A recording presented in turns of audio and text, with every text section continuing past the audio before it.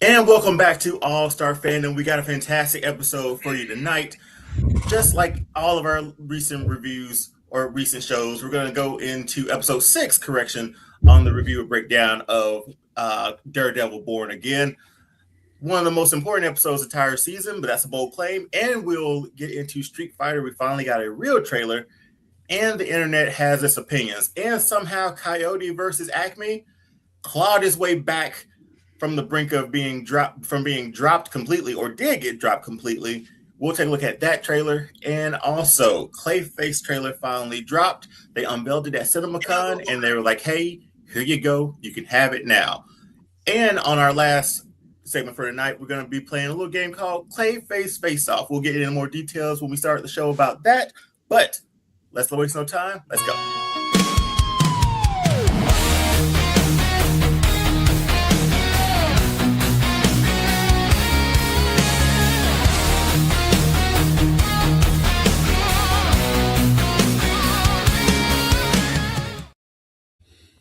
So, episode 6, review and breakdown of Daredevil Born Again Season 2. I'm Dion, that's Jen, that's Doc at the bottom. Let's go through a little brief, quick synopsis of what happened. Then we're going to dive right into it. So, we came out last week's after Vanessa Fisk's death, killed indirectly, I guess you could say, by Bullseye's attack. But we see him attend the funeral alone, ignoring everybody around him, including Mr. Charles, the arms dealer whose weapon shipment Fisk was supposed to receive. Fisk isn't just grieving, he's becoming something darker. In one of the episode's most chilling moments, we learned that he killed the doctor who oversaw Vanessa's surgery, crushed him in a bear hug, and had Buck go clean it up. That Kingpin restraint is completely gone. Meanwhile, back at the base, Karen is fuming.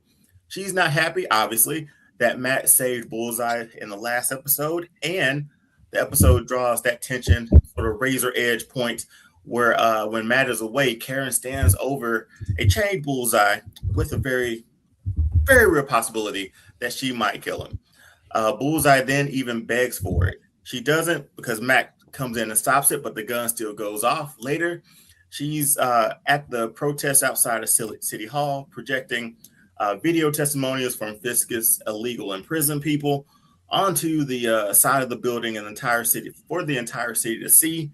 It's that powerful sort of act of defiance that will end badly. Now, Jessica Jones, her debut begins with her suburban home, which is a wild thing to sort of see her being domesticated. But that was just right. Me. That part. Before we even see Jess's face, armed men sent by Mr. Charles shows up at the home. She takes him out, and here's the big development. So Jessica reveals that her powers have been glitching since she had Danielle. After Danielle, it just drops out sometimes and then comes back, she tells Matt later. Comic readers know that Danielle is the daughter of Jessica and Luke Cage, and while Luke Cage isn't named in the episode, the implications are unmistakable. It's also the clearest signal yet that we might be getting that full Defenders reunion and that's on the horizon. So Jessica teams up with Daredevil to destroy the ABTL's new weapons cache, the stockpile that Fisk armed with a task force from Mr. Charles' shipment. A classic team up. We're always here for that one. They destroy the warehouse, and though Powell gets that upper hand on Jessica briefly, when her power is sort of cut out, Daredevil's obviously there to save us. And then the episode ends on a sort of two parallel moments. Daredevil defeats Fisk in one brutal one-on-one fight, sort of harkens back to that Netflix fight that they first had. But Matt spares his life because this was Matt Murdock does. Fisk even taunts him by saying, knowing that Matt won't kill him and he won't be able to stop him through the law alone. And in a very same moment, on the other side of things, Officer Powell spots Karen Page without her disguise at the protest. We fade to black. We go into the next episode, and we got 2 more episodes, I believe, in the next season of this season. A lot to digest there, and I didn't even talk about BB and Daniel, Buck and Heather. Oh, Daniel. Yeah, no. so there's a lot to sort of unpack with that one. Jen, just from that brief synopsis alone, overall thoughts on this episode without going into many details as I did, because we're going to dissect them as we go. As we say around here, we love action, and this was action. There was, oh my gosh, there is so much in this episode that is happening. A lot of moving pieces, but the one thing that stuck out to me that I actually really enjoyed, which we called multiple times at the beginning of the show, everyone's morale from their POV has been challenged. Every single character. Oh, for sure. Every single character. And I loved seeing that in all of the different parts of the storytelling of this episode. And I'm going to stop there because I will go off. Doc, overall thoughts on this episode. We see Unhinged Kingpin comes back into play. We see Jessica Jones finally show up again with a daughter. And we know who that daughter is. And she pretty. Who that baby daddy is. We know who that is. She pretty. What's your overall thoughts of this episode, man? It's everything I told y'all it was going to be.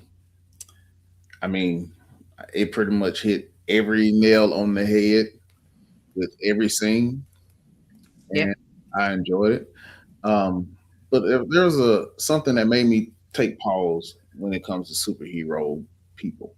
Because this is the second thing I've watched lately where the baby interferes with your powers. It just seemed to only affect females. So I thought that was interesting. Ooh, I've never noticed that before. Excuse me. Well, they are the one that has the child. Yeah. So I feel like that's an easier thing to write in at moments in time to see how that pulls away or enhances. But I would say just seeing Jessica Jones back. We haven't seen Jessica Jones since what, 2019, maybe. Give or take. So the fact that we get her back in this capacity with the kid, we kind of know who that kid is. I think that was one of the best. This is one of the best parts of the episode for me because I actually wanted more of Jessica Jones. I was like, man, that was quick, and because they have to set it up for you, man. So you got to come back for next week. Exactly. The ass kicking she gave them boys outside. I wanted to see that. Like that's what I wanted to see. When they got out of that car and I saw that door close to the house, I was like, oh man. But we just stayed with Danielle, which is fine because we heard all of it. But boy, there's some. All you could hear was cracked bones, man. Just cracks and punches. You only heard one person say, "There she is, get her," and then and then there's nothing else after that. Nothing else after that. And I think that was like a really strong debut debut for her because I mean this isn't her first rodeo. She's had her own show, but this is the first time she's in like the proper MCU. Yeah. And so Jen, what was your sort of reaction watching her sort of step back into that role after so long? Did it feel like she never left, or did it feel different being within the MCU? To me, it feels like she never left. I mean, I think it was a really good introduction because it's like, well, where's Jessica been all this time? Well, now you know. She's a mommy. She's been busy with the baby. And she also wanted to be out for a while. She did not want to be in, especially with having a daughter. So I really thought it was a good entry point. She's in the middle of her life, but with everything happening in New York City, it is catching up to her now because now loose ends have to be taken care of on a new level. So I really liked her introduction and then the way she just meets Matt up on the roof like nothing. So it felt very seamless and flawless. And it's like I said last week, I really love that they're really taking what was done on Netflix and now this, and they're bringing all the connective tissue together. I think they're executing it really well, and they did great with Jessica in the entry. Yeah, there was nothing. This was all gold for me. The meetup on top of the rooftop, the banter between her and Matt, more specifically, the part where she said that they were looking for people with their abilities.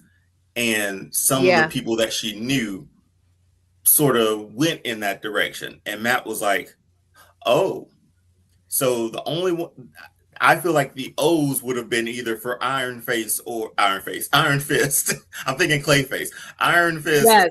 and Luke Cage to possibly go in a certain route with that. We could probably get a Heroes for Hire with them. Who knows? But hearing unheard him of. say, "Oh," it made me think about that. Doc, what do you think when you heard that line? Oh, it made me kind of think the same thing, but like I said before, I don't know why, but I feel like Luke Cage is gonna make an entrance on this season. Well, I guess his daughter's there. His daughter's in this world, in this. It show. does. Yeah. It does feel like a setup because to what Dion just made, we saw baby girl, so that means he's around. So I mean, yeah, I think it'd be exciting because we all been looking for Luke Cage. And why you had to put this one up? Why? Yeah. So this was the next one. This was the next within the rotation because we talked about Jessica. God. We're happy to see her back. We can't wait to see how she interacts with the rest of the season and move into the Defenders or even a Jessica Jones spinoff. But this was kind of weird. This was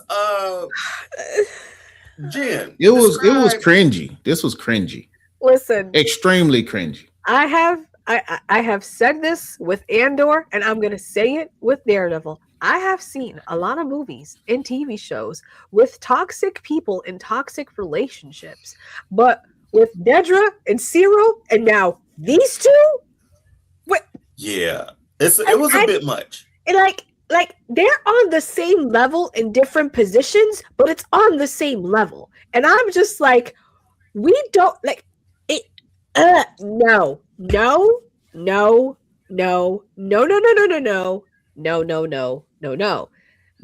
Take away her license. She can't practice anymore. Like, just no. I was very disturbed. So a few things with this. I feel like we saw her steal like an earring or some piece of jewelry, right? She took an earring. We saw that. I don't know if it was to remember her or remember Vanessa or not, but that happened. But then, I don't know. I thought we would see like the Muse reflection sort of deal to give it some credence, I guess, of what was happening. But these are two tortured people essentially together. And I don't know where we go from here. We do not need trauma bonding of this magnitude. No. Doc, where do we go after this? Like, I don't know. What's in the cards for these two? Is it a villainous? Hopefully, villainous team up. Hopefully, death is in the cards because I don't want to see them on the screen no more. Yeah, I couldn't stand that scene. I knew what was going to happen when he stood over her and said, "What happened?" And then what happened? Oh. And then what happened then? And then, okay, you can choke me out. No, I don't want to see that, man. I see that on Daredevil, man. For any of our audience that has young children, please do not put this on in front of them. Don't. It ain't for kids. Do not. It ain't for kids. I just want to say it. Do not put this in front of your children. Do not. I hear what you're saying. But and yes, was it a cringy moment? Absolutely. Why are you butting? But for me, this is why. For me, I saw it as like, okay,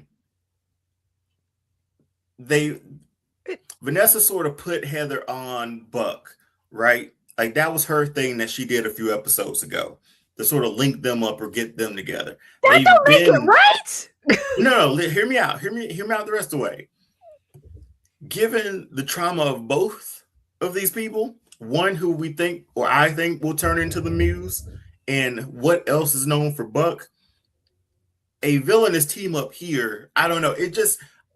I'm intrigued with the story because I didn't see this coming. I think I saw.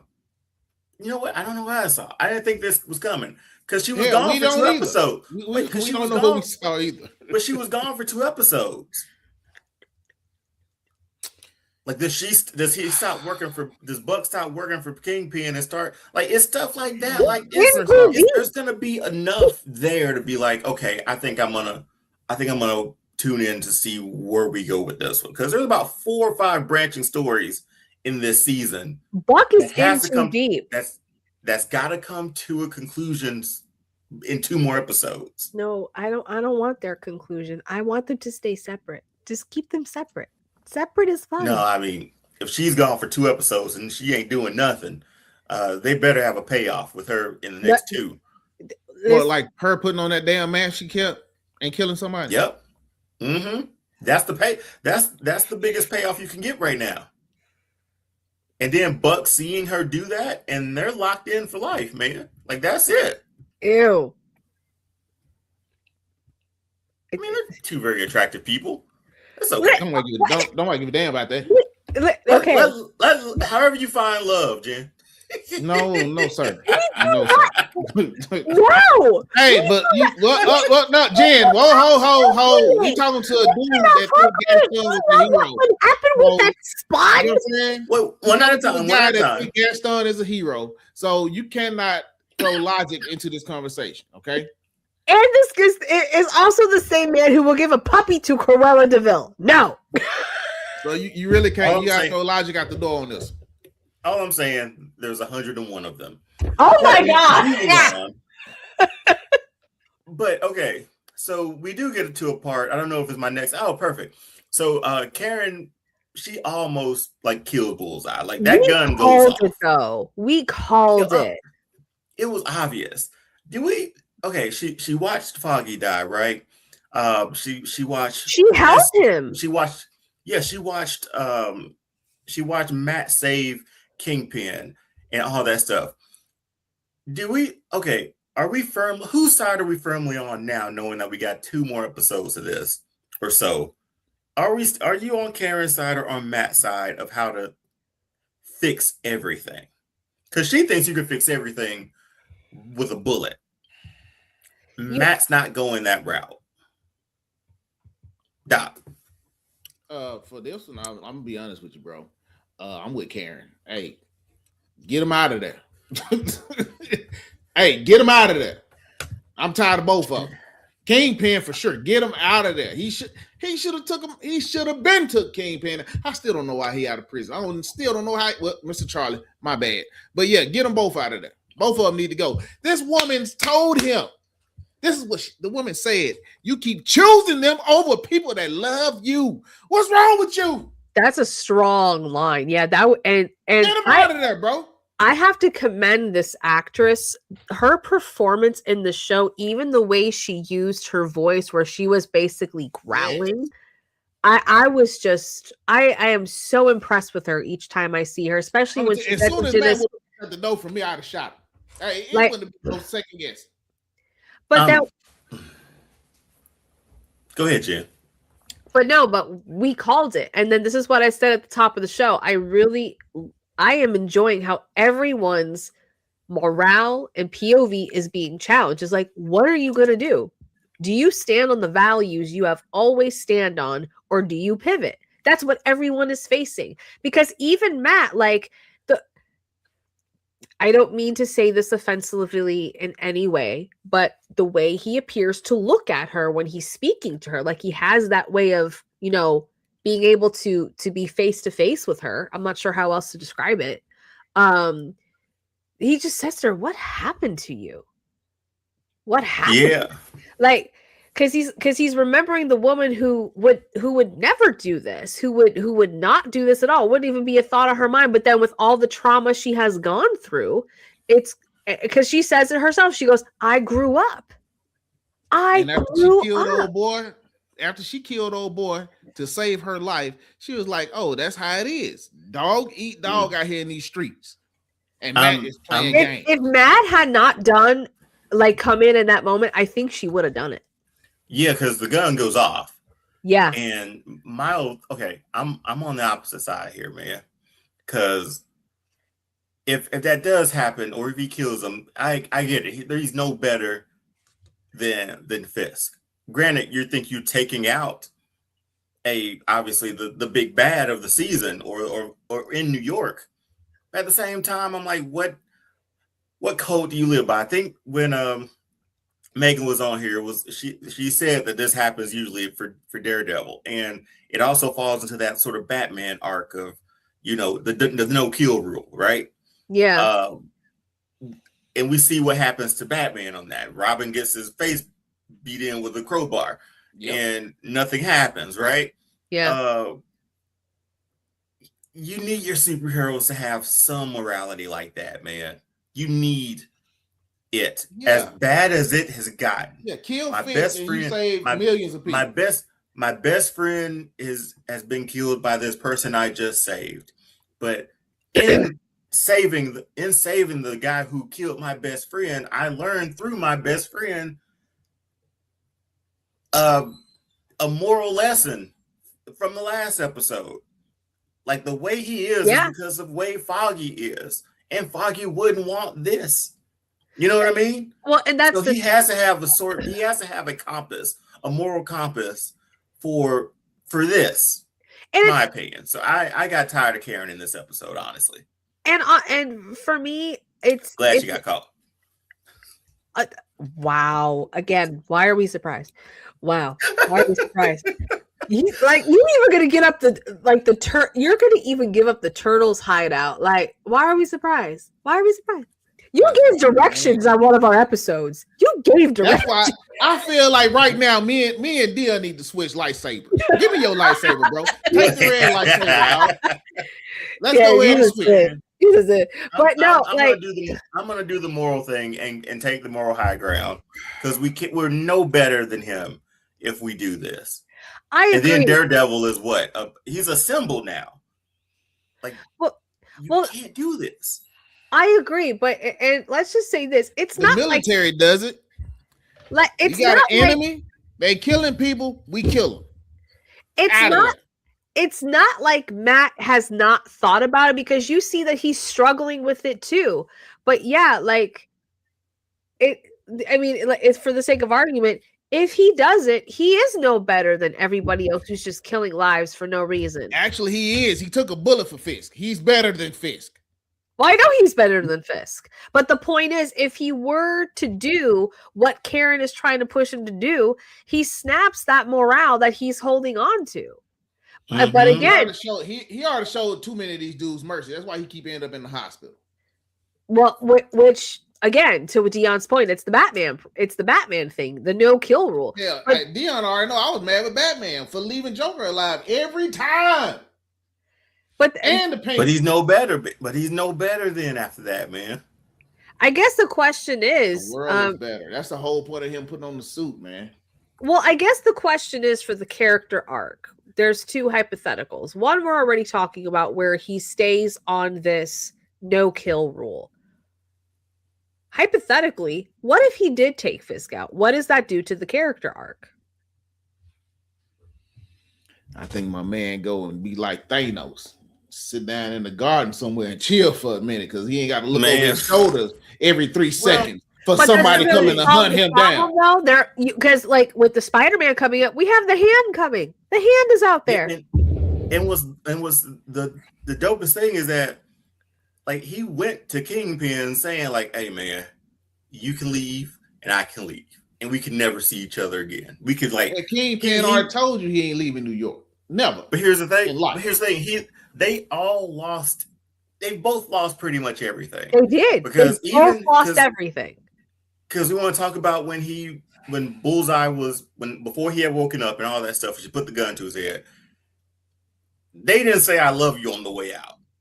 Like, nope. She was waiting for him to say that. But ever since that, no, it was a who's gonna say it first situation. I felt like it, man. I don't know if you ever been in those situations, man, where you just had to fight him. No, when she called his name, she was waiting for him to say it. Well, she called his name before he exited. Well, with that being said, too, we've seen from like the first 2-3 episodes of what it was, and now what that relationship has turned into. It's a pick-size situation, and I don't know, man. I'm always gonna roll with the moral high ground on a superhero. I'm sorry. Until Superman broke Zod's neck. Then you was like, he deserved it, huh? Come on, man. I mean, it's either that or the Phantom Zone. The Phantom Zone wasn't available at the moment. So, That this was the Phantom Zone. No, but I agree with you, Dion. I mean, it would just because here's the thing. I would imagine because the thing is, I think the point that Matt is trying to make, that he's not making well with Karen, it's not going to bring Foggy back. It's not going to change any of that. So what's the point of taking out the person that took out your friend, where you've only continued the cycle of offing someone? It doesn't Yeah, bring Don't them back. continue the cycle. You just kill this one, kill these two motherfuckers. Kill these two people. And then we gonna move on. Cause look, man, this dude killed a doctor for no reason. But if Matt would have took him out, doctor still be alive, saving lives. Or at least trying to save lives. Your man just killing people for no reason. He been killing people for no reason. Imagine how many lives could be saved. That's why I love the Punisher, man. He ain't for that BS, bro. Don't talk to me. Get out of my face. Give me my gun. What we doing? And okay, say the Phantom Zone, he's still alive, kinda. He just ain't he's just nowhere. He's just nowhere. But let's cellophane, just with boy just in there. Okay. Have we ever talked about that? I know this might be a side, but have we ever talked about that cellophane S? No, we ain't talking about it. He threw from his chest. We need to talk about that, though. Nope. I was with like, such grace. The first time I saw that, I was like, a super villain. Like, just body them up, man. I think the writers were tired of writing at that moment. They was like, hey, just do something. Just make it happen. Make it make sense. I ain't never heard about the cellophane S, man. That was a new one for me when I first. The cellophane S. The relationship between BB and Daniel is probably one of the deepest ones there, because we start off with Buck telling Daniel to feed her fake information, and we get the leak. We see that she's typing it up to, what was the name on the Ellison or something like that was on the phone. But she was typing what he had leaked to her. Thankfully, she thought twice. She thought twice and came around. But where do we see this story arc going with the two of them now? Jen. Okay. Doc, I get what you're saying, that he has feelings for her. But the moment he buried the body, now he is in too deep. With everything I saw in this episode, this dude ain't gonna come for her. He ain't gonna protect her. He is gonna be protecting Fisk. And I really think Buck manipulated the situation, because he's watching everybody, their mama, their sisters, and playing this game of three-dimensional chess. And I think he manipulated this, because every time I watched them, I kept remembering where he kept telling Buck, I would do anything. I would do anything. And then Buck says, well, you're going to have to make a choice. That felt too deep for that moment. And now it's more of a setup of, okay, who do you really choose? Are you going to protect Kingpin, your mayor, or are you going to protect BB? And you can see him struggling with it, but I think he's actually really decided, especially the fact that he fed her the false information to see if she would do it. And the fact he went into her jacket and found the thing. And with that said, two things can be true, because Doc, again, he cares for her, because he was honest and says, I can't protect you from him, and showing Buck's name on the phone. So I don't think he's gonna come like protect her at all. I think he's too far in. He's not gonna do it. Hey, Pierre Escargot, what do you think? Daniel is in love. Wait a minute, we're not letting that go. You gonna let my joke land? I heard what you said. Look, buddy. Pierre Escargot, what you got next for us? Man? I'm not denying he's in love with her, but and I'm finna tell you something. Fisk. Come the next episode, and you're gonna see exactly what I'm about to tell you, just like you've been seeing for this whole entire season. He's gonna answer that phone, and he's gonna say, "She didn't take the bait," because he is going to protect that woman because he is in love with that woman. I've been telling y'all this from day one. And then in that moment when she was about to kiss him, she realized she felt something for him. Then in that moment, I'm telling you, I better listen to what I'm telling you. You can't go to Staten Island and I don't sing a disagree song. with you that they have feelings for each other. Telling But you, I don't think he's going to protect He is her. going to protect that woman I don't think by so. any means necessary. Nope, I don't think so. I don't think so. With what I saw in this episode, I do not think so. He gonna protect that woman. He gonna protect that woman. Nope. Just saying, it was one of the best. Because again, like I said, there's about 3 to 4, maybe 4 or 5 side missions, but storylines that we got going in this thing, and that's one of my favorite ones because I actually like Daniel. I think we all like Daniel. We do. He's got 9 lives. But here's the thing, his sort of relationship or buddy with Buck, like they're in it now. But I ain't gonna lie to you, I kind of wouldn't mind seeing him and Buck just be boys. Like if I could have saw that whole road trip, it's on all the way manipulation, though. That whole road trip would have been him terrified. Manipulating Daniel. No, I know, Doc. I said on the way back. Yeah, they stop for like a hot dog or something. Like they just eat like that. That should have been the after credits. This ain't Fast and the Furious, bro. They ain't stopping for no hot dog. He's manipulating. They ain't stopping for no shrimp. This ain't that. He is playing with his food. Because there's so much that I still like. There's so much I still like about not Buck, but Daniel, that I hope he doesn't turn, because my full-on thoughts was that the whole air thing would come back to him because they don't have one. I feel like he would be the person to take that mantle after Kingpin, whatever happens with Kingpin. Because we even saw the mix-up with the governor and Sheila, too, which, again, I'll say it again, she's giving the key to Spider-Man in the trailer. Take it for what you want. It's a setup for it. I agree with what we saw in this and what was coming in Spider-Man. Yeah, it's a setup for that. It's going to connect. So we did get to see these boys go one-on-one one more time. You got your brick wall punch. That's all, man.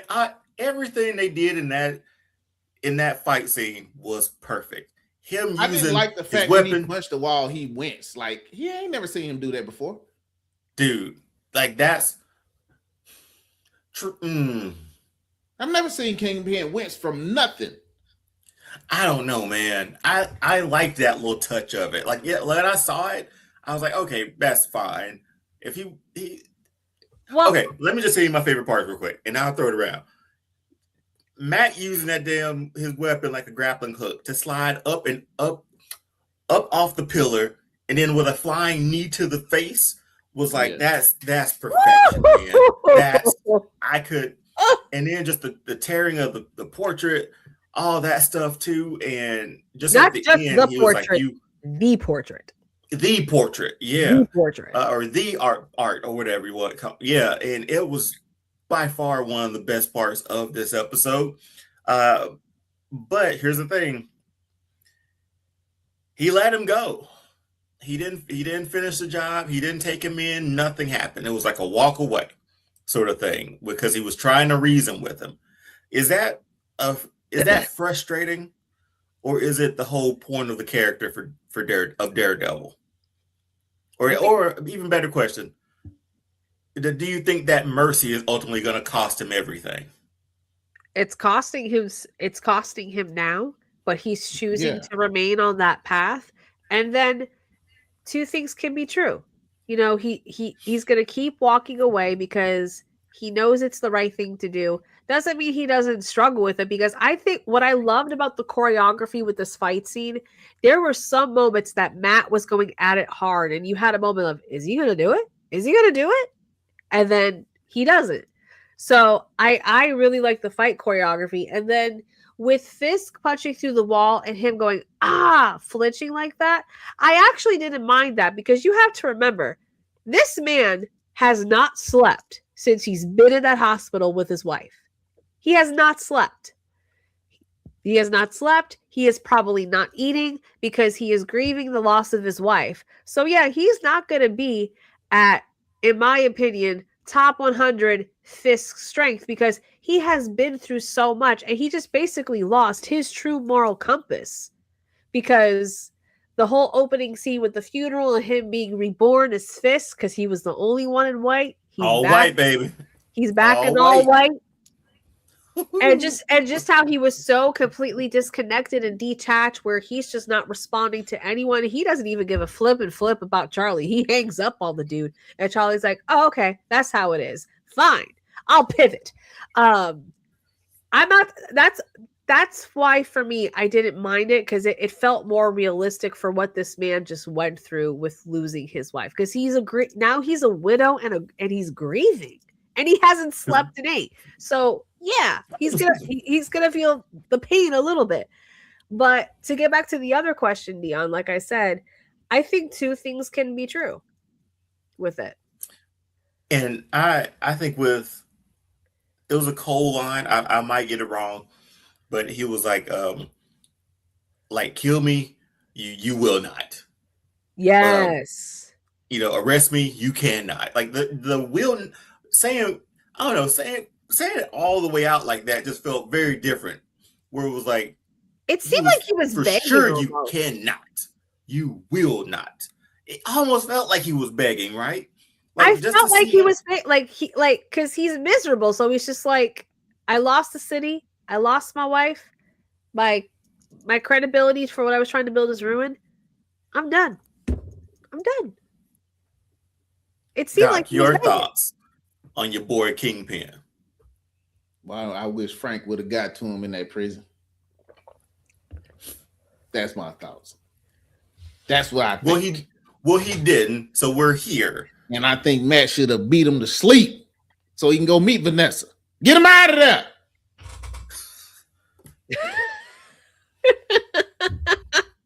Are you done with? We got a few more episodes. Are you done? I know we got 2 more episodes. Man, I'm telling you, and it's just frustrating how he don't take no blame for none of this. Vanessa's there because of him. Pretty much. It's his fault. Yeah. Well, he told her not and to y'all come. sitting there talking about, don't kill him. Get him out of there. Well, he told her not to come, too. It's his fault. Again, 2 things can Whether be he true. told her not to come or come is his fault. Why she's there. I understand. Bullseye never misses, and he didn't miss. Yeah. Okay, so after this one, how do we dial up the next episode? We ended with Karen getting caught. Oh my gosh. Matt's gonna have to find her now. Who is it? Oh, Officer Powell. I hope you want. Okay, Doc, this is when I'm gonna be on your side. You probably already know what I think gonna happen for opening scene. I don't know. If any way he can just get the brakes beat off of him, I'm all for it, man. Ooh, I want him to nothing quick because he killed the guy that got we got the card from. Yep. Who was going the whole, to be? Yep. I have a thought. Jen, go ahead. What if that is the Punisher's final kill? That's what I said. That's what I was thinking. Opening scene, he gonna get his wig split, bro. It'd be well worth it. What if the Punisher takes him out? Oh my God! What I was thinking. Like I said, what if that in my mind? That's what I said. Opening scene, Frank is gonna split that boy's wig, bro. Because you know he loved Karen, dog. That's what I said. This is what I'm saying. And Doc, you beat me to it a little bit. What if Karen don't make it out of this season, and it's because of Officer Powell, and that's the Punisher's last? I didn't put her on my list. I had Heather and Vanessa, I think. I had Vanessa, Heather, and Mimi on mine. Okay. So if something happens with Officer Powell and he does that, he's gonna be after that one last kill for Karen. That'll be. This is a good hypothesis because the question is because we know we're getting the Punisher for a special last episode. The question is, what brings him out? What is the thing that's going to get him to come out to get that last off? Could be that. It could be that. Could be that. So before we get out of here on this topic, any predictions for the next, I won't even say next 2 episodes, the next episode? I have no idea with where we landed. I don't know where we're going, and I'm okay with it. I'm here for the ride. I think Frank Castle and Luke Cage show up. That's what I think. Both of them? Yeah, bro. I don't think we see Frank. Where's the baby? Who got the baby? Who watching after the baby? Because Luke Cage ain't watching the baby while he running the club. I'm sure there's neighbors, man. You see what neighborhood she lives? You see the neighborhood she lives in? She has to have a babysitter. Come on. Jessica that she trusts to protect her child? You could hire a teenager. Who's come Jen, on, did you not see the people they sent after her with the assault rifles? You don't think they came after her though? They came after her. They would kill a baby? They came after Jessica Jones. They're mercenaries, bro. But they came after Jessica. I don't think she would leave with something. I think if anything, we'll see Frank in his. Obviously, we won't see Frank until his, whatchamacallit, his own hour series or hour special. There might be a chance about the girl with the tiger. Well, we'll see White Tiger. We'll see her. Yeah, I was thinking maybe she might make an appearance, but we ain't seen her practice or kick nothing. Well, she ran off before Karen got caught, so she's out there. So it'll be her, Matt, and whoever Matt sort of gets back together or whatever with to go get Karen, because that's going to be that's going to be the North Star for this one. Well, let me jump on you there, because the other thought that just popped in my head is when Matt finds out what happens to Karen, who does he call to help? Might be the Punisher. Might be. And I guarantee you he wouldn't hesitate to kill old boy if he does kill Karen. And the reason why I say this is because we saw Matt go to him in season 1 to talk to him. He knew where to find him. We saw that in season 1, so he might go back and find him going, hey, I have a situation and I need you on this one. And because he finds out it's Karen, he does it. Yeah, and no telling what else Matt knows, because he and Jessica are close, it seems like, or even within everything that's going on. Like he said, none of this would touch her. They've kept tabs on each other, basically. Yeah, so with that moment, or I don't know. The city gets taken back, obviously. We get a new mayor. Yep. That's going to be Mayor Sheila. And Spider-Man swings in at the end. Please. It won't happen. But I can say, did you already say Spider-Man can't do nothing on these TV shows? Please. Just one quick thing, just pan up and you see him go, and that's it. That's it. Nothing at all. Nothing whatsoever. Not a web, not somebody hanging from some web and on a light pole, nothing. But we're here every Wednesday, 9:05 p.m. Eastern Time, live here on YouTube. Thanks for watching. If you watched the replay, thanks for watching the replay. Growing as an audience, we got these fun topics that we're going to go over with some other fun things to come at the end of this show tonight. Woo! And on top of that, next week, we also have Eric and Julia Leewald coming. They are the showrunners and writers for X-Men, the animated series from when we grew up, and they're executive producers of X-Men 97 that is out right now. Season 1 at least. Season 2 is supposed to be coming out this summer. So we're going to see if we can dig a little deeper in to see what we can expect for season 2. Yeah. Jennifer Lewis. Yeah, man. Love Jennifer Lewis, man. But we move on. Last week we got the more official Street Fighter trailer. It came out maybe like a day after we finished our show, maybe a Thursday or Wednesday. So I was like, you know what? If we've seen it, we've seen it. If we haven't, we're going to talk about it because it packs a punch. So let me get this pulled up real quick. That was the one video I did not load. So it's going to come in a little hot and heavy on the audio, but I'll turn it down. Let's do it. Hit the button. 4, 3, 2, 1. I got good news, y'all. Gathered here are the world's best fighters.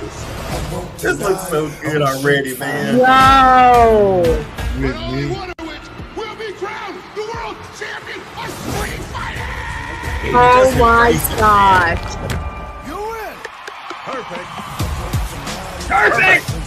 You're not a warrior anymore, you're a sideshow. What's up, MTV? I'm Ken Masters. This is your shot at redemption. Nice! What are you gonna show? Boy, that fight. Oh! I'm on now. It's not one of combat. Maybe it's Ken's turn to be champion. Dang! Shoot! I'm paid to find champions, even if they're lost.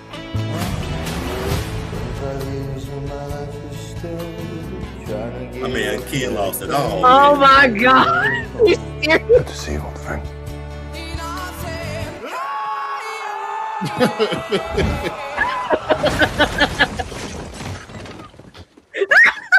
Still reckless.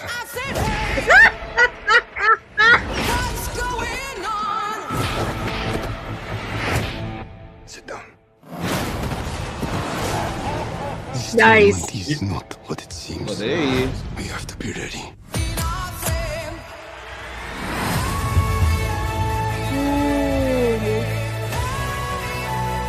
Hey! Everyone keeps going on about your thighs. I don't see what the big deal is.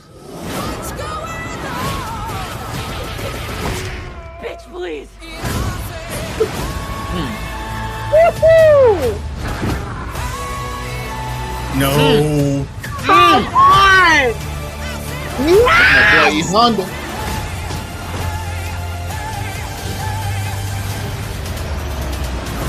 That was some abracadabra shit. What you get? There he is. I'm positive that a fireball came out of Ryu. Yes! Do it, Ryu! Perfect. Yeah. October, man. Yeah, man, that looks so good. You know what's crazy? Wasn't it? It was supposed to come Yo. out last October, right? It was. They keep pushing it back, bro. Or was that What's Mortal up, Kombat? man? I thought Mortal Kombat was supposed to come out in October, then they pushed it back to summer, but it shows confidence. Yeah, I think it was more. Oh yeah, I'm sorry. Yeah, it was Mortal Kombat. Okay. Yeah, you're right. Yeah, Mortal Kombat. Man, I'm just saying. Hey, okay. Yo, man. So what I read about it is that it So takes good. it's set in 1993, so Nice. it's pretty smart and sort of game accurate choice Mhm. to put it in the era like Street Fighter 2. It would be weird if they didn't. Well, I don't know if you've seen like some like the marketing for it. They're like hanging up like these old retro looking, not retro like game looking posters, but retro posters for like the world tournament. Like that's part of their marketing for it. They're just on light poles somewhere. I really wish I could find one. But obviously we get Ken, we get Ryu. I'm gonna when I'm walking around the city, I'm gonna look to see. Yeah, obviously they're diving into that estranged former allies. And now I'm thinking you said streets. I'm thinking alleys. That's how that worked. But looks like Chun-Li is recruiting, and they're all involved in that tournament involving M. Bison. And yeah, reactions to this, man. Doc. Yeah. Yo, I'm looking forward to this one, bro. I'm just I'm curious. Why my man excited. got on pearls? Why is he wearing pearls? I'm just curious. I want. That's the thing, man. That's the. You sure that's pearls? That could be one like those are pearls, bro. When he was those screaming shell at Ryu, necklace? when he was screaming at Ryu, those are pearls. And dog, and I kind of agree with what Sage said down in the bottom. So Ken is Johnny Cage in this film here because he had it all, and now it look like he's a drunkard. You know what I'm saying? But Mud they broke. could have still kept him rich because, like in the animated movie, I think the man was driving like a Ferrari or something, man. Like he had, you know what I mean, with the woman in the passenger seat. He still had a couple of coins on him. Yeah, he did. Still, yeah. But I think this is a perfect. I think it looks phenomenal, man. This trailer is great. Yeah, sorry, I took it over. Go ahead. I'm sorry. The excitement got the best of me. I was just saying, though. I think the trailer is great, and your boy look good, though. I ain't gonna lie, your boy 50 Cent been in the gym. Yeah, he got in really good shape for this movie. He did. Because I mean, when you're gonna be standing next to our tribal chief Roman Reigns here, and you can see his arms from here, who, by the way, just became World Heavyweight Champion again at WrestleMania, which is gonna be hilarious because now he and Cody both have belts and they're both in this. The press is gonna be wild for this. That's funny, actually. So that's funny. But just to see characters that we've said this so many times, man. Just embrace the characters, embrace the story. You don't have to change much. Like you really don't have to change a lot when it comes to video games like this. Well, adapting video games like this. I think the castings has been dope so far. Yeah. Jen, I'm gonna give it to you while I collect my thoughts even more. Your thoughts on this.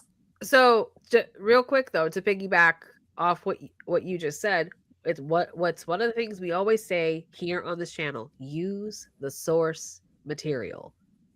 It's there. Use the source material. It's there. So this trailer looks phenomenal. I'm just going off the trailer alone. It feels like with some of my thoughts of the Super Mario movie.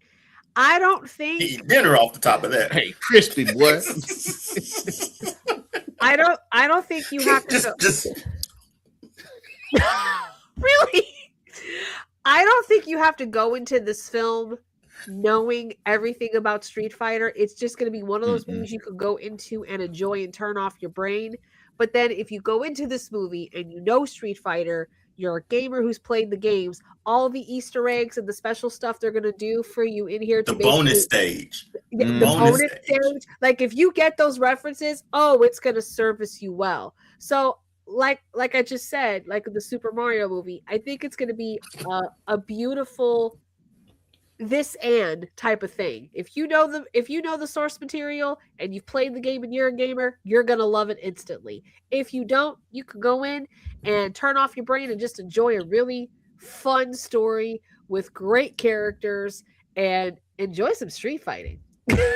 Yeah, like just to look at what we're getting. This scene right here, I'm waiting to see this whole scene. This scene is great. I love this. This is great.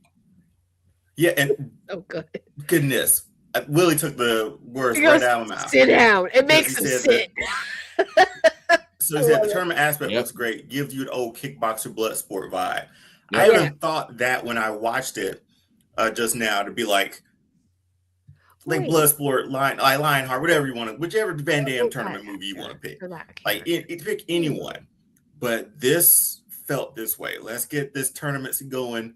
Here's the tournament, because if you see the posters, there are two different posters. One with all the, I guess, good guys on it. One with all the bad guys on it.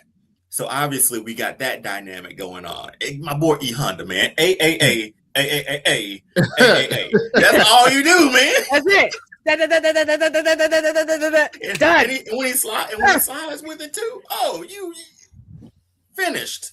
But I just realized this is Noah.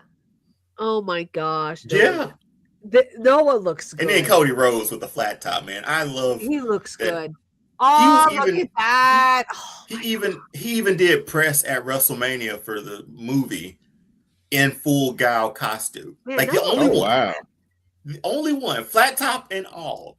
So to embrace that as much as they have, it's just like, let's go into it, man. We know the characters. If you, like Jen said, if you don't know it, you'll be in for a really good time once you learn everything within it. So I think it's going to service that hardcore fandom for Street Fighter and bring in those casual fans too, because this year we get this in October. We get Mortal Kombat in what? A few weeks? Yeah, a few weeks. So So excited. So it's like here's Mortal Kombat for you. Take it, 90s kids. You got one some Street Fighter. Take this too, 90s kids, and just enjoy it You're welcome. because everything I saw on this trailer, oh, that looks so I saw good. I got no notes for anything. No, neither do I. Because it's paying homage to Street Fighter, man. It's like you don't have to recreate the wheel on this one. You got them source material from what 30 plus years of a video game where you can pick and choose characters to bring into this. I don't have to know the science behind why this is happening. I just know it happens, and I accept it. But to your point, and that's what I miss sometimes with this new age we're in for movies and storytelling, where you just go into a movie where it's like, hey, this is the story, these are the characters. Don't explain to me how this works. I just want to enjoy it. We don't have to always understand that. So this is great. So I will say this with Willie too. I agree with Willie. There's a surprise with Bison because he's not sold on him yet. He needs a menacing steroid Bison, which we talked about a little bit. Where we at the end that man floating like this, you like, okay, this is gonna be the toughest fight I've ever had. Mm-hmm. Yes. I don't know yet. He out of all the casting, because I like all the casting, but that's the only question mark of like, could we have gone bigger with Bison? But we don't know what we're gonna get of Bison until we get to that movie. So I agree with Sage. Sage, you are correct. Well, he's been the only live action Bison though. And but it was Raul Julian, who's like a really great actor too. So, but when you hear his story that his son liked the game, and that's why he did it, and it was his last film. I think. But I will say, if something else happens more with Bison, I think that'll be the solid selling point. But yeah, I needed like that just crimson chin Bison. You know what I mean? Yeah. That's the way. It's literally crimson. Need that but hey man, Sage is piping in. Tekken should be next. I thought they've been made a Tekken movie, but I keep seeing these animated things, man. It was animated. They never made a live Tekken? I don't think so. I think it was animated. I've never heard of it. Because I watched both of them. They were both animated. They have. No, they have made one. Because I remember Eddie Gordo. The guy who played Eddie Gordo is the stunt double for Mandalorian. Not John Wayne's son. Okay, I guess 2009. 2009. This looks animated. This is not a live action. Somebody in the chat find it. I think there was a what Tekken year you movie. Thinking? And I then don't Tekken know the year. Came out in 2014. I remember watching Tekken 2. I remember watching both of these films, bro. They're animated films. Unless they this is live action 2009. This is it. Man, I'm looking at the wrong thing. Because Shang Tsung was in it as Oh, really? As a character. Was in it? But I remember like the trailer for that. I'm supposed to be looking at the wrong thing because this thing is saying a Tekken concept. It's not saying a trailer. No, it was. Yeah, it was a $30 million movie. It made 1.6 million back. So, yeah. Ouch. But yeah, that's what we got with that. That's hurtful, boy. Hey, ouch. No, that's hurt. But I've seen this. I've watched this. You watched this movie? You watched this movie? This is one of the movies I watched because I remember seeing the trailer. I remember saying, I need to put this on my bad movie list. Then, like it was. I have not seen this film. Because you hope for the best in a lot of certain situations, but then you're like, oh crap, that stinks. And you wait all this moment for one part, and you're like, oh, that even stinks. Stunk even more. But hey, we give Cody Rhodes a flat top as Guile, man. Just make it work. Just make it. Wow, I just realized that's Noah. Noah looks so everything. Good. E Honda, man. Boys look like they're in the steam room somewhere. Him. Whoever in there with him about to get them hands real. My favorite. Legitimately. get those. And hey, 50 Cent, man, like, hey, give him credit for like I was always curious about that Balrog Widow's Peak. But welcome, Juan Ramirez. Thank you for joining us. Juan, what's up, man? Man, he hit that. Oh boy, he hit that boy so hard. That is a great almost shot. came out. Look at the shot. It looks so good. Yeah. It's like he's just prepared Look at his for the face. worst, man. It's so good. But that's the thing, like just embrace it, man. Like we're okay with the silliness of what this movie could possibly be. It should be that way. Because let me say this: the director for it too, he's known for I don't know, have anybody else seen Bad Trip? No, I haven't. But he's also worked on Twisted Metal, the TV show. I don't know if you've watched that. But that's a really good show too. Yeah. That's a really good show too. Anthony Mackie's great in there. Can't wait to see. Wow, this movie's gonna be great, man. I October 16th can't come quick enough. I am excited. I feel like the hype is there for it. Why wouldn't we just push it up? You know what I mean? Like, why wouldn't we just make it another dial, man? But like, here's gotta a be question. patient. Here's a question too. Now, because this is Paramount, right? Yes. Mortal Kombat is Warner Brothers, right? I think it is. Or some form of it. Any shot that we could see a little crossover with these properties being under one roof. That is. And how would that work? I hate to think that because Willie, perfect question. Where is Sagat? Because hopefully they bring him out. Because I got maybe that's a big walking up with that knee. Maybe it's a big reveal. That's what I was saying. Maybe he is a big reveal. That would be great. If he ends up, Sagat was the next one right before you get to Bison, so he could be the muscle essentially before you get to him. Yeah, that we haven't seen yet. Because if they're not promoting him, it's going to make you wonder, well, who did they get for Sagat? And it could just be like a big surprise, which I'm all for. Don't tell me who it is if that's what you're doing. That's why, like I said last time, bro, keep me surprised with these trailers, bro. Don't show me everything because that ruins the movie for me. Yeah, just like let trailers be a trailer. Let just enough to get you excited, to tease you, like what we're doing. We're talking about it. We're referencing, because we know the game, we know the lore, we're nerding out about it. But then, like I said before, it seems like Super Mario. You don't have to know anything. You can just go in and watch it. Yeah, and setting it in 93, phenomenal. Great choice, no present day. It's the best way to do it. Yeah. Like I said, we get Mortal Kombat in a few weeks, it seems like, and Street Fighter. So it's two sort of like one sort of bloody and gory. This is going to be really colorful and perhaps fun. I mean, Mortal Kombat's going to be fun too. But I saw one clip I just saw earlier, and I'm like, it was on my timeline, and they had to censor it out, man. I went to look at the other real version. Homie didn't have no hands, man. He lost them all. Ooh, look what Sage put in the chat. Sage put in the chat, who would you cast as Bison if you could? I'm casting The Rock as Bison. You know what? Yo.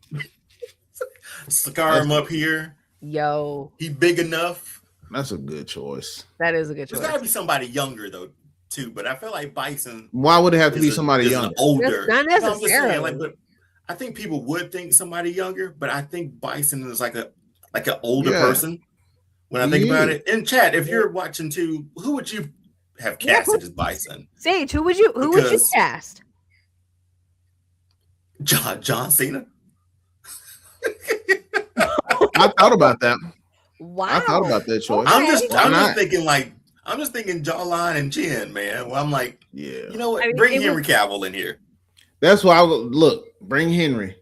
He's used to wearing a cape, and floating. Give him a new cape. Why not? He can bump UK up pretty hat big. and floating, man, just up there. Imagine Henry Cavill. Ooh, Oh, save we go put Batista. I wouldn't go Batista. Why? Batista got too little. Yeah, He can Batista. bulk up. Nah, I think he's done No, with that. he Jen. can't. No, he can't. He's bulk done up. with that because he just lean muscle now. Volume 3. Hugh Jackman. I thought about Hugh Jackman. Yeah, But he I was could like, do it. man, somebody that's just big and menacing. Big and menacing. Yeah, man, that's my only thought. It's like Henry Cavill, man. Like that's an imposing guy. There's no. The only actor I can think is your boy that plays Reacher, big and menacing. Well, But- there's an actor that was in Shang-Chi and the Ten Rings that was on the evil side. That was a pretty tall. Oh, big the dude that played Ivan Drago's son. Yes, that guy. He's big and menacing. Oh, Hey, that guy. if you shave him, he could do probably it. would have been a fire bison. What He is could that do guy's it. name? He would look dope. Because we'd have to pull off an yeah. I'm would look interested to dope. see what we do with Bison in this one though. That might be. I mean, I love it. I love everything Florian else I've seen. Nentunu. That's a Just different name. seeing Jason Momoa as Blanca is even dope. Like Is he remember the look remember the 90s Blanca we got in that movie, man? Alex Yeah. Like Rick. he didn't even fight. He was just in like this chamber or Yep. cage, had a Yep. big caveman forehead. Yep. And honestly, Lou Ferrigno's Hulk looked better than that. Like He looked like a Blanca. Neanderthal with red hair or orange hair. or Yeah, whatever. it was so bad, man. So bad. But hey, man, we get to this point in October. We're gonna be getting closer and closer. October 16th. We're almost done with April. It is not that far away. This is true, Jim. Hey Come y'all, on, stop man. trying to rush the summer. We need a break. The movie ready, man. The movie's We got- ready. we I got know the Mike- movie's ready. We got Michael Why this we waiting? weekend. We gotta watch. We gotta watch Michael. Man, Mm-hmm. This is true. man, he was Charlie in a poor man Blanca. Well, oh, he was, wasn't he? He was. Sure was. He was. But I will admit, best part of that movie was the ending where they all strike their pose and Street Fighter pops up in front. Love that part. Guy with the boy, I loved it. But oh yeah, so this is that other poster where it's like all the sort looks of dope. good guys, and then they have one with the villains too. So we'll see what that looks like as we mosey our way down the year until October. But talking about a revival here, so let me just give you a timeline of this if you really didn't know.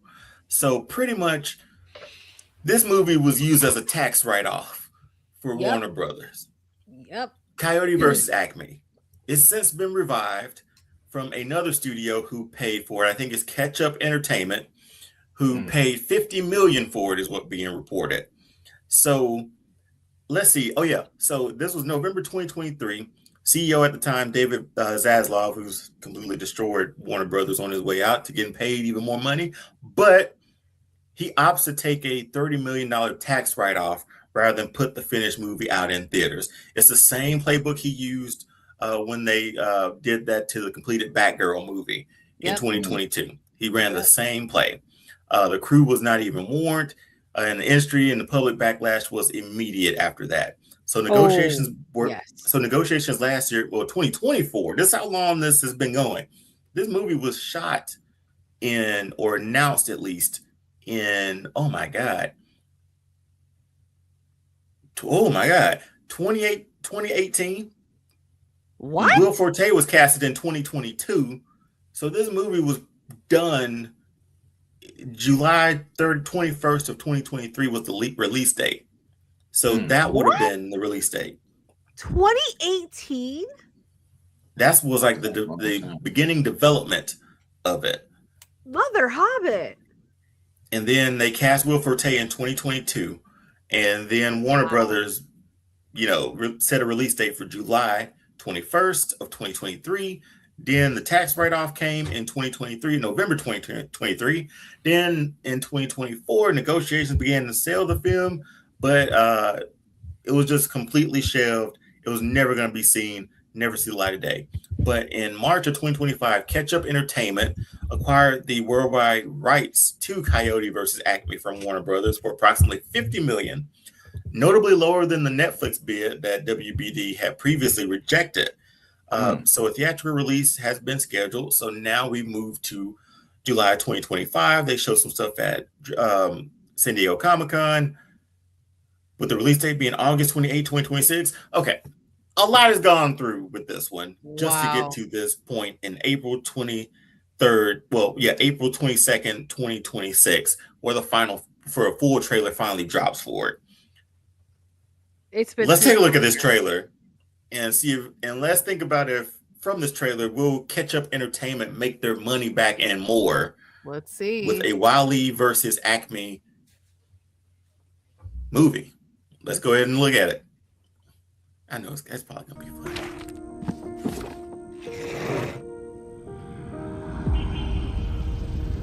Boy, they gonna send him backwards. Oh wow! I mean, no, he got him this time. That's how Acme treat my guy. And then they blew up. That's the problem right there. Have you been horribly injured by a product made by the Acme Corporation? It's not your fault. No There's way. Probably someone to blame. Name of the case is Coyote versus Acme. I'm the Coyote. He is reckless. We all know who's responsible, and all of his injuries are self-inflicted. You've been settling Acme cases for years. I could probably get you $250 for that. This is your opportunity to really show people what you're capable of. These companies think they can do whatever they want. We're sick of it. Acme, act you! Nothing to see here. We really have nothing. We both know it would be very unpleasant if anything bigger were to become public. Oh, Foghorn, man. Hey, the big boss.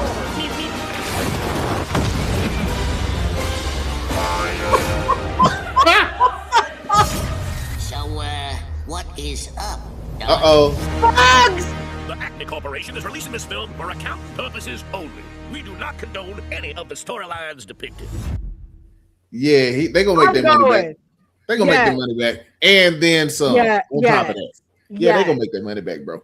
This is good. Worldwide, this is gonna be work. Come on, dog. This is good. Come on, dog. You already know they're gonna make them. Everybody finna go see this movie, dude. Everybody. I'm talking about the people. Oh, the people that are older. My brother, 57, is gonna go see this movie, bro. Well, here's the thing: live action and Looney Tunes goes hand in hand when it comes to stuff like this, right? Yep. Like Space Jam. Yeah, comes to mind. Yeah. I think Brendan Fraser made. Brendan Fraser made about 2 of them too, with the Looney Tunes, and they always knock out apart. This concept though is one of the best. I'm sorry, what Sam said at the bottom is hilarious to me. It wasn't on my bingo card either, but I accept it. Yeah. Nobody saw Tweety Bird with a shotgun. My man, Foghorn Leghorn, he's over here. Big boss. Big boss in it, right? Like, okay, hey, so I thought he was gonna knock his hat off, dog. It looks like John Cena works for. Could Foghorn Leghorn be over? It sounds like he's the owner of Acme. Yeah, he can. Yes, he can for sure. What drove him to do that? I bet, man. Like, this is the concept alone gets me. When he saw that boy make, remember when Foghorn Leghorn saw that boy make that airplane and then shot his airplane down? That's when he got the idea right there.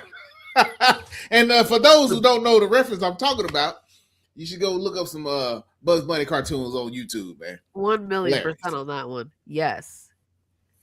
I think this is gold. I love this concept. I think this is going to do so well.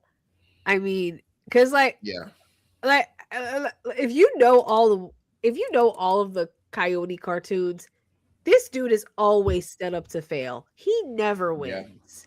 And not even in any movie that has come out with him in it. He never wins. This is a great concept. It seems like the case that they're making is like his user error on a lot of things. It's Acme, but it is Acme. I think I'm really surprised by the amount of additional Looney Tune characters we're getting in this. And then the main one? We saw Bugs at the end. We see Daffy. We see Tweety. And no telling, we see Foghorn, Leghorn. Apparently, I'm sure Sylvester's going to be somewhere on here. I love to see Ike and Mike. I thought I saw Sylvester though. Like there was like a quick glimpse of Sylvester. I didn't know what y'all talking about. I just saw Jerry about that shotgun. I didn't miss that whole part with Tweety with the shotgun. That shotgun with Tweety. I missed that whole part. So dope. But the concept is really dope. John Cena, Will Forte in it, perfect for that. But seeing John Cena as the, working for the bad guy is going to be kind of fun to see. But this is the closest he's ever gotten. That was the closest he's right on the nose. August 28th. August 28th. Yeah, we're going. So just to think, we'll catch up, because here's the thing. They said that some stuff like this never happens. The movie was essentially saved mostly entirely by public outcry and fan campaigning. Yep. And so do you think we can see this set a precedent for fans to actually have power over studio decisions? Maybe or was this like a one-time lightning in the bottle? If the fans actually show up. But this is something else. Well, that's what I think. I think we're obligated to show up now, right? If fans actually show up, then yes. But it goes back to all the way back to the first Sonic thing, right? Mm-hmm. That was that first time fandom came together and was like, "Hey, man, we're not gonna let Sonic go out like that." And we showed up for that movie. It ended up being a good movie, and we're about to get our fourth Sonic movie. Yeah. Sage just said it. I mean, remember Sonic? You save a film, I feel like you're obligated from a fandom aspect to go see it as support. And everybody who signed a petition better have their behinds in the seats. I'm sure it's gonna be funny though. It looks like it. Jen. To your question, we've seen this in other things too. Years ago, a fan photoshopped Rosario Dawson and Hayden Christensen, a photo of them hugging at the Shattered Glass premiere, and Photoshop them to look like Anakin and Ahsoka. So fans for years rallied for Rosario Dawson to be Ahsoka, and Disney did it. Look what happened with the Acolyte, with the bad percentage of the outcry of fans that was unjustly to cancel season 2.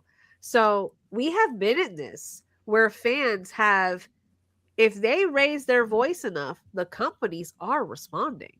This is not the first time we've seen it, and like I just said, it really started with that Hayden Christensen, Rosario Dawson photoshopped picture that a fan made years ago.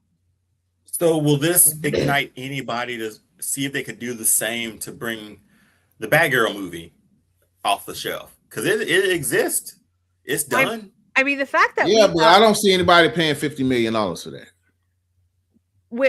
To be able to see Batgirl and then to see the reason they got Michael Keaton back in the suit for, like, he's in that movie. He's the Batman of that movie. I think they would have paid $50 million already.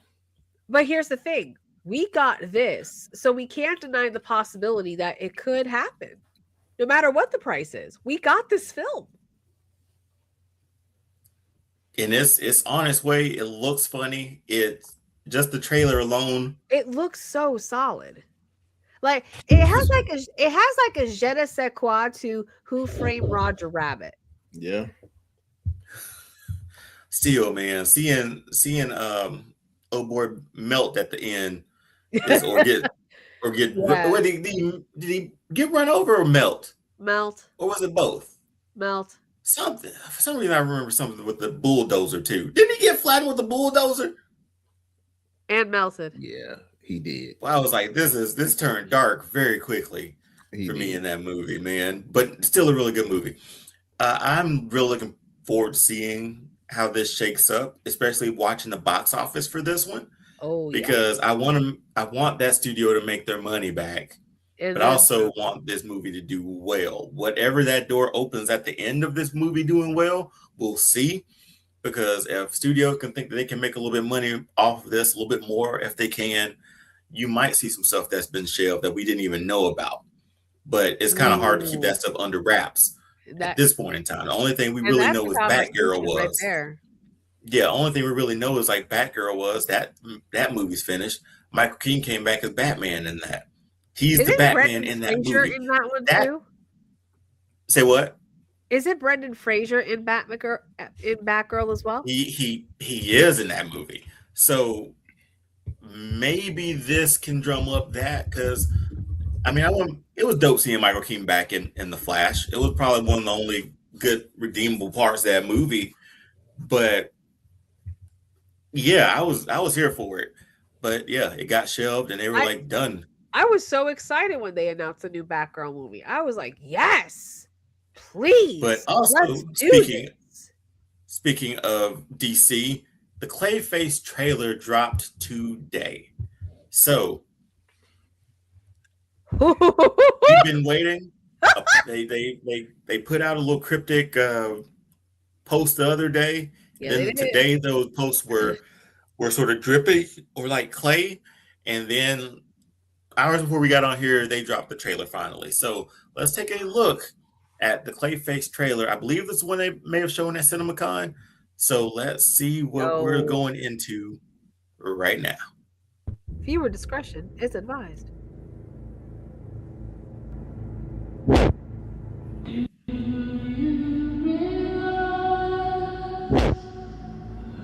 Oh, Hagen.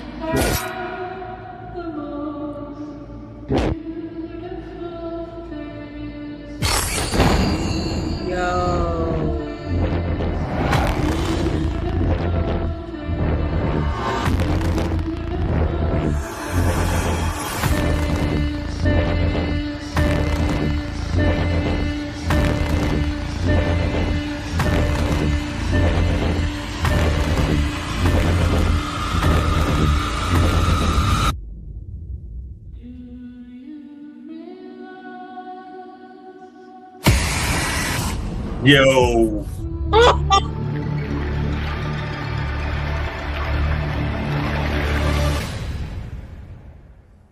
Everything coming out in October. Wow. That's your reply to that. Yeah. What's wrong with October? It fits. This is what I want sooner. Jim, what you got on this one? We got Matt Hagen. Yes. Thank you, James. Thank you, sir. Thank you. That's all I got. I feel like we knew the tone was going to be this, but it's something to seeing it, right? Like it's one thing to think about it, but it's one thing to actually see it. But I think if you're gonna go down the horror route, this is the best entry point to do that, in my opinion. Doc, thoughts on that? I said I want it sooner. That's why I said we gotta wait till October. This is what I want sooner. This is interesting. Really man. interesting. This is according to like some of the stuff I researched. It was reported budget is just $40 million. So that's lean for a superhero genre sort of movie, right? That is lean, yeah. So it leans into like a few practical effects and then the character stuff and then some CGI, obviously, that we saw. But in terms of Clayface, this is like the film that adapts Matt Hagen's the second iteration of the character from DC Comics. So, man, this is the character's first ever appearance in live action, by the way, in live action film, by the way. Ooh, okay. Wow. So man. Okay. Have we talked about what universe we think this is in? Is this Batterson or is this the DCU? That's a good question. Because this fits more with Madison than anything. But if it's James Gunn, it's the DCU, right? I mean, he's overwatching it all. He's watching it all. He's the over ruler or whatever of it all. But to play a little the overlord. Thank you. To play a little devil's advocate, Robert Pattinson's Batmans are not DCU. This could be. They're not. So this could possibly be its own thing that's not in the DCU. It's a possibility. It could be another outlier like Pattinson's Batman. But see, that's the thing. Like it fits the Elseworld idea for Pattinson's or Robert Pattinson's Batman, but we're almost done with that. We're gonna be done with that with a third movie. I don't know if Clayface will be in that, but this could build up well in the DCU, knowing that like we don't have a Batman in that universe yet. True. Let's build up his Rose Gallery first. Like if you're gonna tell me that's the idea to do it, let's build up that Rose Gallery of Batman that we know he has to come after now. All I can hear is Kevin Conroy saying Hagen, like as Batman, man. Like that was such a good episode, man. This, yeah, I knew it was gonna be a little dark and funky looking like this. I did not really expect all that imagery like that. I mean, as dark as they went on the Batman Crusader series on Amazon, I'm not surprised. And thing is too, like Clayface isn't exactly a household name for casual audiences either. No. He doesn't crack most people's Batman's top 5 villains most times, you know. So do you think like a character-driven horror origin story is the right way to introduce him, or should DC have saved him for something bigger? Let me jump in first on that one. I think this is the perfect way to introduce him. You introduce him during the Halloween season, and that's a hot for horror fans and people who want to watch something scary during Halloween. This would be perfect for them. The casual fan or person who doesn't know about Clayface and see a trailer like this, they would be more apt to go seeing this around that time, and introducing them during that time, I think, is the perfect way to do it. Because I don't think you could I don't know if he's big enough to be Batman's main villain, but to be within the Rose Gallery of and being used as a Batman villain would be dope. We've already talked about that, being in that sort of same vein of he's the big bad for this movie. I don't know. But for this, something like this, I think this is a perfect introduction. Jen. And I can say it again if you need me to. No, I agree with you. I think honestly, like I said a moment ago, with all the stories you could do horror, I think Clayface is the best choice to go into the horror realm. And then putting it out in October, one of my good friends, every October goes through a marathon of horror movies all month long, both from his personal collection and then whatever comes out in the films. He is in the seats no matter what movie it is. If it's horror, he's there. You have that percentage of people to do that. So this is I think a really ideal opportunity for DC fans who've been wanting something Clayface for a long time. We're finally getting it. And in live action, then you're also going to hit that horror market of people like, hey, since you're watching these horror films, why don't you watch a comic book horror film? Here you go. You're welcome. So, and from a level of tragic character too, this is one that fits the mold for it.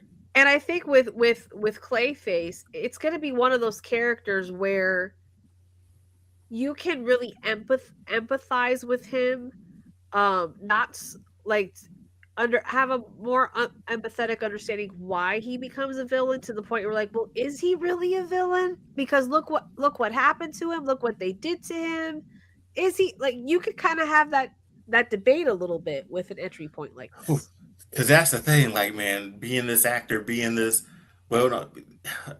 from what I could tell from the posts that DC has made from the 3 posts that they made before this movie came out, before this trailer came out, was that he essentially tried something from an experiment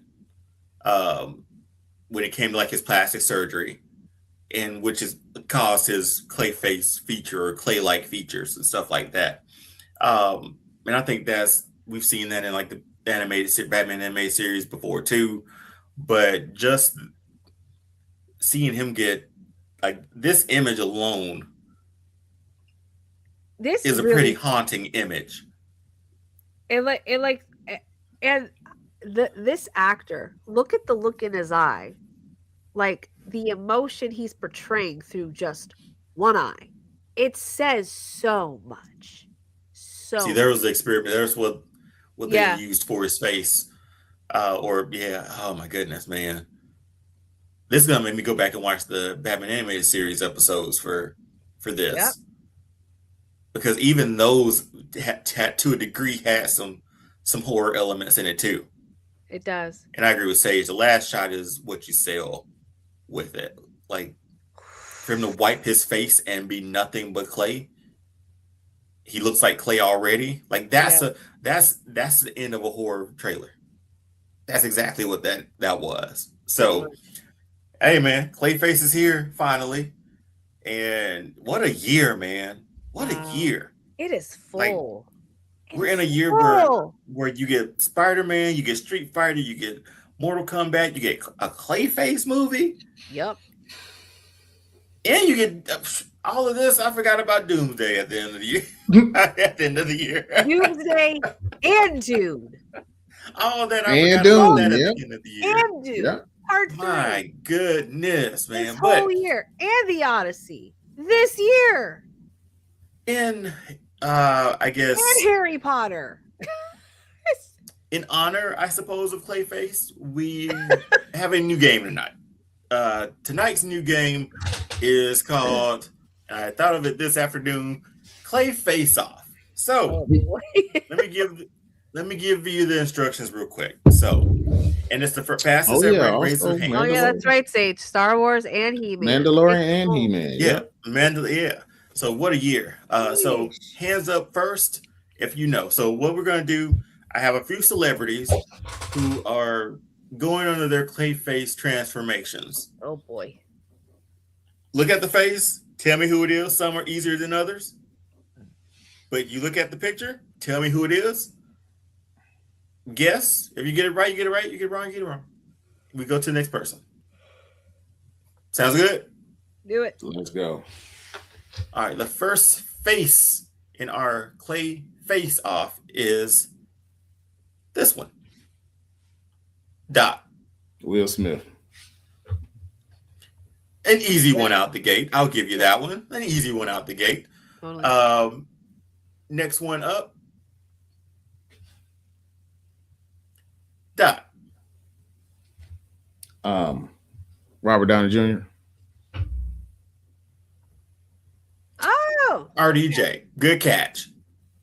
As we move on, next one up. And there's 5 of these, by the way. My bad. There's 5 of these, by the way. Next one up.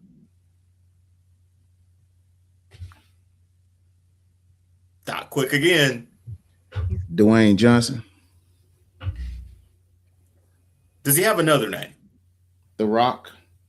That's the only name I know him by. The Rock. What? Wow. Really? Wow.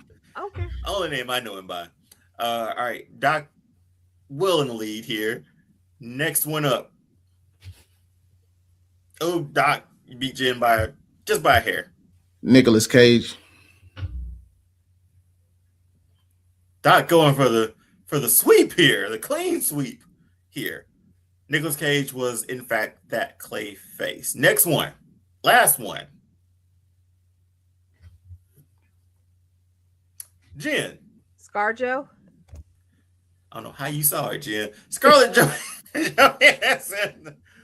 That's a gentleman sweep, Doc. You know, a gentleman sweep. But Scarlett Johansson, Doc with the win for tonight. I thought that would be a little bit fun to go through just to see if we could do some celebrities through Clayface. But that's a good one. That's gonna wrap us up for the night. And that was a jam-packed one for tonight. Daredevil, a lot. Clayface, Coyote, Street Fighter, Acme, everything was wound up in this one. But we're here every Wednesday live here on All-Star Fandom.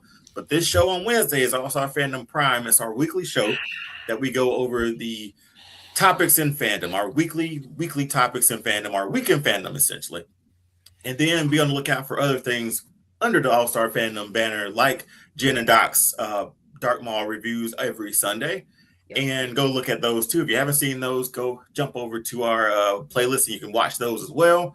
But yeah, this is All-Star Fandom Prime, our weekly show on Wednesdays. Before we get out of here too, also next week we have Eric and Julia Lewald. They're the showrunners and writers for X-Men animated series and the executive producers on X-Men 97. We're going to be talking with them live at the very beginning of our show. So feel free to drop some questions in and let us know what you want to ask. Maybe some season 2 stuff that they can give us too. And other than that, though, we'll do our best to not get them in trouble with the mouse, as Jen says, with the mouse. Yeah. But that's been All-Star Fandom Prime for this week. Again, thanks for watching. Like, share, subscribe, do all social media stuff. Check us out on Instagram and Twitter and TikTok. Thank you. And TikTok. But we are here. There's so many, man. I'm a social media coordinator for a living. But we're here every Wednesday. Be sure to share, do all the other stuff, and we will see you next week. Until next time. Peace.